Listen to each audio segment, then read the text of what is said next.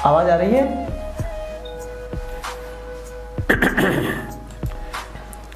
Queen Sangeeta,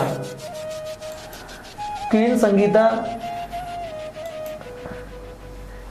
Sangeeta आपका question आ रहा है। जय हिंद संगीता, आवाज आ रही है आपको? हाँ सर आ रही है। जय हिंद। जय हिंद भैया। जी पूछिए, आप क्या पूछना चाहते हैं? सर मैं अभी सीएटी की तैयारी कर रही हूँ। ओके। हाँ तो सर इसमें मैथ की और रीजनिंग की तैयारी कैसे करें इसमें? मैथ और रीजनिंग की तैयारी कैसे करें? तो भैया सबसे पहली बात तो ये है कि मैथ और रीजनिंग के लिए आपको हमारे साथ जुड़ना पड़ेगा। हम जैसे पढ़ाएं एक बार तो आपको वैसे के वैसे पढ़ना पड़ेगा। जिस तरीके से आपको प्रैक्टिस करवाई जाएगी उस तरीके से आपको देखना पड़ेगा।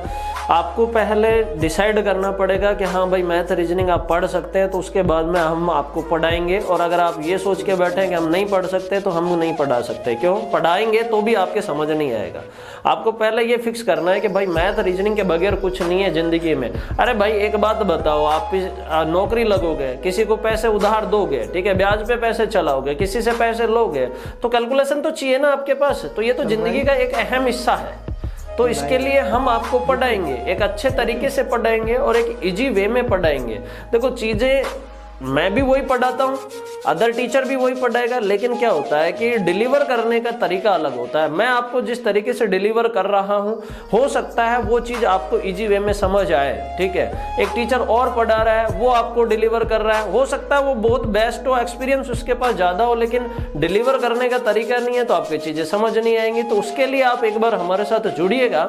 आप जैसे ही क्लासेस स्टार्ट होंगी, आपको जिस तरीके से एक टीचर बता रहा है तो उसी तरीके से आप पढ़िए, ठीक है। क्योंकि टीचर हर एक स्टूडेंट को देखता हुआ चलता है कि भाई बच्चे को कहाँ दिक्कत आ रही है, किस तरीके से आपको पढ़ाया जाए। क्योंकि मैं भी तो नहीं चाहता ना कि भाई आपको चीज़ें समझना है, मैं खुद चाहता हूँ कि भाई आपको चीज़ें समझ आए, ठीक है, मैं आपको समझाऊं। क्योंकि आप जाकर दो लोगों को बताएंगे कि भाई वहां पर वो टीचर पढ़ा रहा है, फिर वो लोग यहाँ पर आएंगे तो वो चीजें ऑटोमेटिक होंगी, ठीक है। तो इसलिए आपको ध्यान रखना है कि आप एक बार हमारे साथ जुड़े।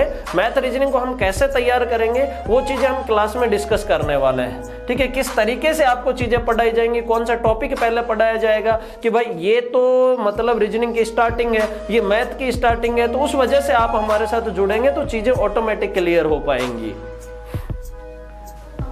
बात समझ में आई है क्वीन संगीता?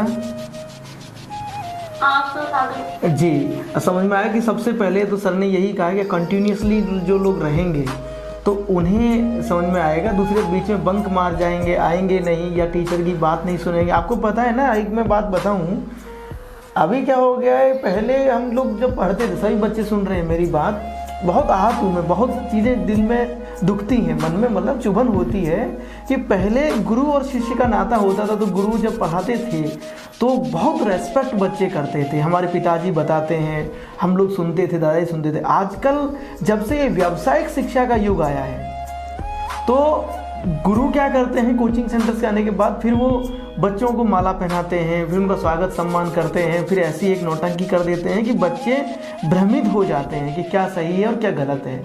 और फिर वो कई साल अपने जीवन के फालतू वगैरह वगैरह में मतलब टाइम वेस्ट कर देते हैं। और अभी मैं बता रहा हूँ, जैसे सर ने बताया कि कोई लोग या लालच की बात नहीं है, सीधे दो टूक बात है कि आप रेगुलर पढ़ेंगे, निरंतर जब बात मानेंगे, कहाँ मानेंगे, तो शायद कुछ संभव होगा कि आपको चीज़ें समझ में आए।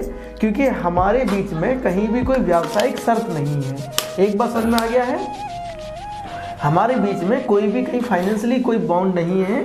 तो ईमानदारी से आपको मेहनत करनी है, टीचर्स की बात माननी है, जो पढ़ाया जाए वो रेगुलर काम करके लाना है, जो काम दिया जाए उस पर डांट पड़ती है तो डांट भी सहन करनी है। समझ में आ गया है? और आने वाले 2 साल बाद आप कितने परिपक्व होकर निकलेंगे, अब वो समय कुछ अलग ही होगा। तो आप तैयार हैं पढ़ने के लिए? वेरी गुड, ठीक है, ख्याल रखिए अपना। जय हिंद।